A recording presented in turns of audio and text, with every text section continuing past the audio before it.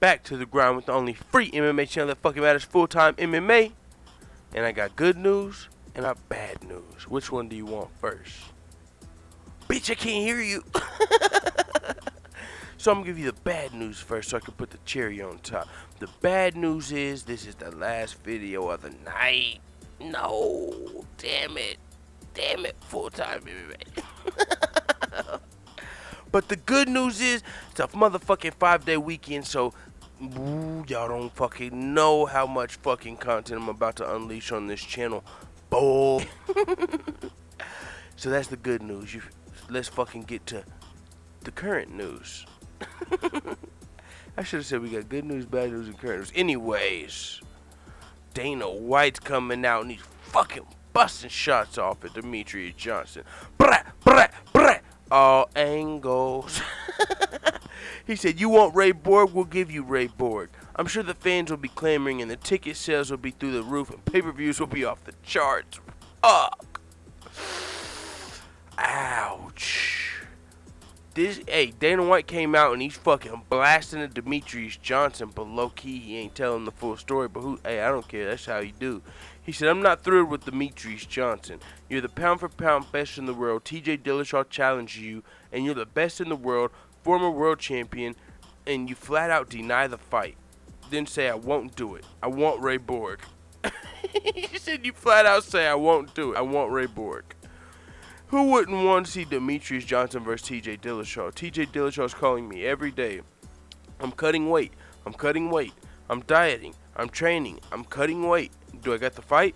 Do I got the fight? Ask TJ Dillashaw next time you talk to him or interview him. Calling me every day, chomping at the bit for the fight. You expect a pound-for-pound best in the world fighter to go, let's do it. It's funny how Dana White didn't acknowledge Demetrious Johnson's gripes at all. Like, he said, no, you told me you don't want TJ, you want Ray Borg. It's not like you guys didn't force Ray Borg on him from the beginning. But either way, that's not how this works. That's not how fucking interviews, that's not, what the fuck was Dana White looking like?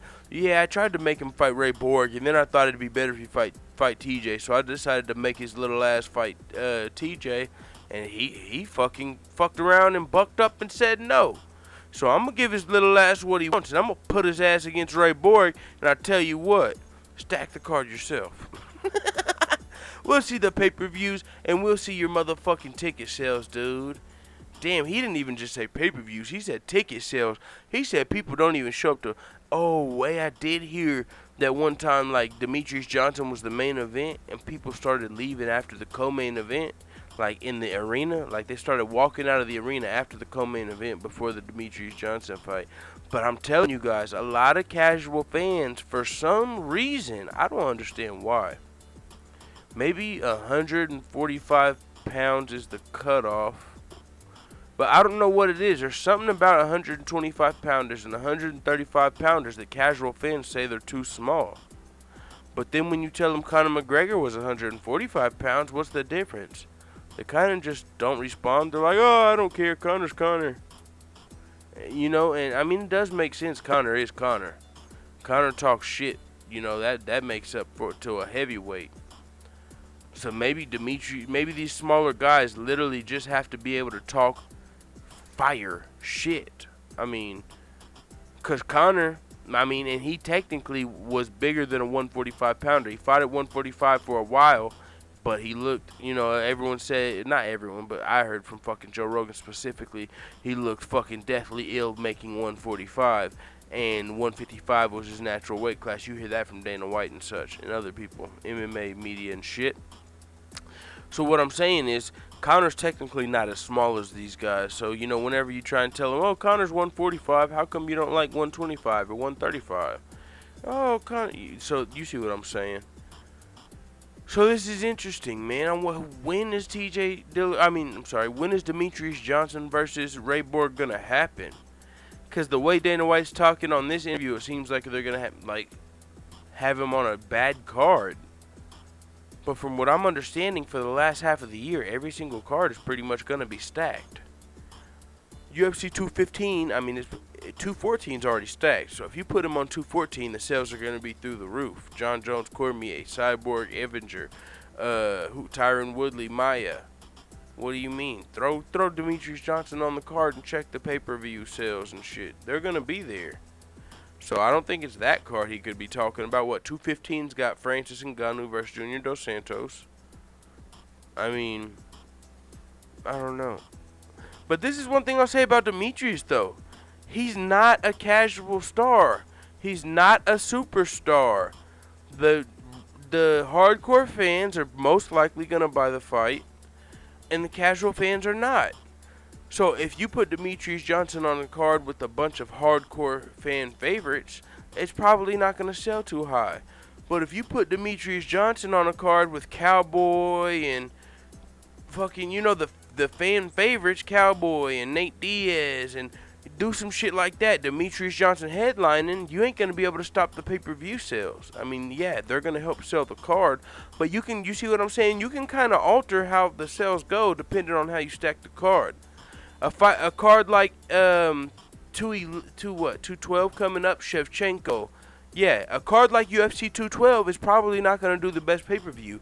Shevchenko versus Nunes. Romero versus Whitaker. We all love those fights. We're going to watch those fights. We think that card is worth the money.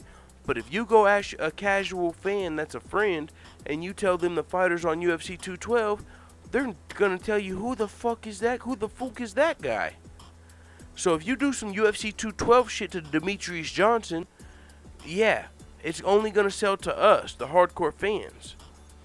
It just depends on how much casual reach you put on there. Because if you just expect yes, you are 100% correct. Demetrious Johnson is not going to sell pay-per-views off his name alone. No. He's going to need some help. He's like the bump to push you over the edge. Like, oh, Nate Diaz is on the card, and whoever I just said is on the card. And now you got Demetrious Johnson too, but he's headlining. They're going to buy that card because, like, my casual fan friends do know who Demetrious Johnson is. They're just not interested at this point. So if you say, oh, yeah, this card is stacked and Demetrious is on there, they'll be like, oh, okay, yeah, I'll watch Demetrious' fight then. But if you just say, oh, yeah, it's Demetrious and a bunch of other guys, they're going to be like, okay, yeah, okay. Well, yeah, I'm probably not watching that card. And that's what it is. So Dana White was a little, I don't know the word here. He was, I wouldn't want to say like dishonest. He was disingenuous. He was a little something here when he said Demetrious Johnson just straight out turned down TJ Dillashaw and said, I want Ray Borg. Like, Demetrious Johnson said about 10 pages worth of shit that Dana White condensed into one sentence. I don't know what else to say, man. Fuck it. It is what it is. Fuck you, Tam Man, dude. Let the haters know what the fuck you, Tam Man, in the comment.